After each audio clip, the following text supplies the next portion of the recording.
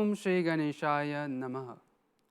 प्रिय प्रेक्षक हो, सर्वांना माझा सादर सप्रेम नमस्कार. आपण लवकरच महाराष्ट्र आणि शिवाजी दिन साजरा करणार आहोत.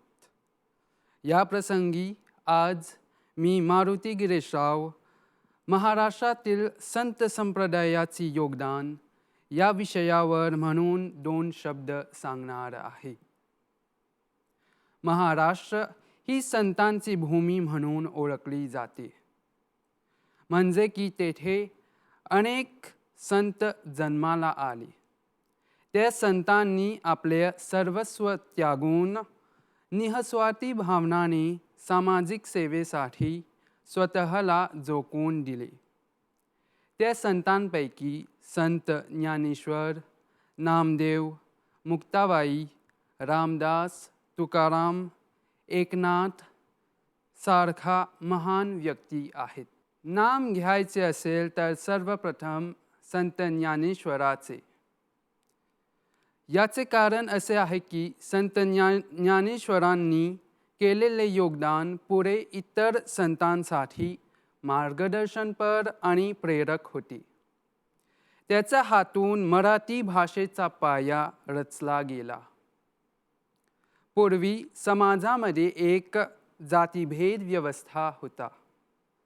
म्हणजे की शूद्र जातीच्या लोकांना ज्ञान ग्रहण करण्याचा अधिकार नव्हता. म्हणून ब्राह्मणांचे ते सर्व अन्याय संपविण्यासाठी संत ज्ञानेश्वरांनी आपल्या गुरु निवृत्तीनाथाच्या आज्ञेवर ज्ञानेश्वरीची रचना केली. गीतेचे परमज्ञान मराठी बोली भाषेत आणली. या महान ग्रंथामुळेच आपल्या मराठी भाषेला उत्तम दर्जा मिळाला.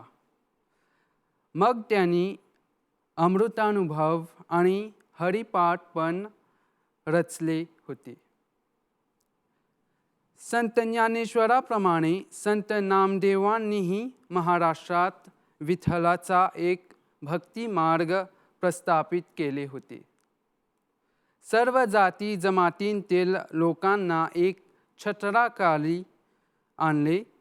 संत नामदेवांनी मोठ्या प्रमाणात अभंग रचून आपले मराठी साहित्य समृद्ध केले. असे म्हटले जाते की ते मराठी भाषेतील पहिले चरित्रकार व आत्मचरित्रकार होते. संत ज्ञानेश्वर व नामदेवांसारखा संत तुकाराम यांनी धर्मभावना कायम ठेवण्याचे तसेच ती प्रज्वलित करण्याचे फार मोठे ऐतिहासिक कार्य बजावले होते. त्यांच्या अभंग गाथेत अनेक विद्याविषय हाताळण्यात आले आहेत.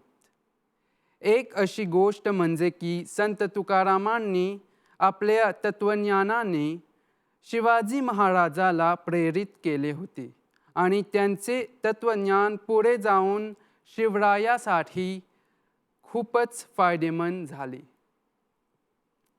ज्ञानेश्वरीची प्रत शुद्ध करणे, उच्च दर्जाचे विपुल साहित्य निर्माण करणे, समाजाचे प्रबोधन करणे, समाजाला सुधारणे अशा कितीतरी कार्य संत एकनाथ यांनी केले आहे. समाज सुधारण्यासाठी त्यांनी जगदंबेला साद घातली. बये दार उघड, जोगवा, गवळणी, गोंधळ यांच्या सहाय्याने त्यांनी जनजागृती केली. एकादश स्कंध, एकनाथी भागवत, भावार्थ रामायण, रुक्मिणी स्वयंवर असे विपुल वाङ्मय निर्माण करून त्यांनी मराठी भाषा समृद्ध केली. या प्रसंगासाठी तर श्री समर्थ रामदास यांचे उल्लेख करणे आवश्यक आहे. दुसऱ्या संतांपैकी संत रामदास श्रीरामाचे परमभक्त म्हणून तसेच शिवरायाचे गुरु म्हणून ओळखले जाते.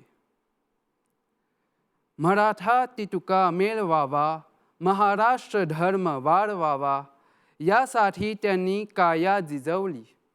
त्यांनी शिवरायांना क्षत्रिय धर्माचे शिकवण दिली.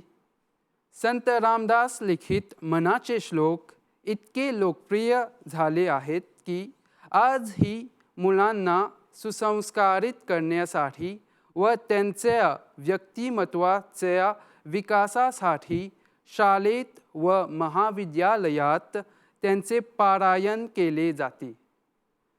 तर याप्रमाणे महाराष्ट्रातील कित्येक संतांनी भरपूर योगदान दिले आहेत. मग अपेक्षा आहे की तुम्ही हा लहानशी स्पष्टीकरण आवडलं. तुम्हा सर्वांना महाराष्ट्र आणि शिवाजी दिनाचा हार्दिक शुभेच्छा. लक्षपूर्वक ऐकल्याबद्दल धन्यवाद आणि नमस्कार. जय जय महा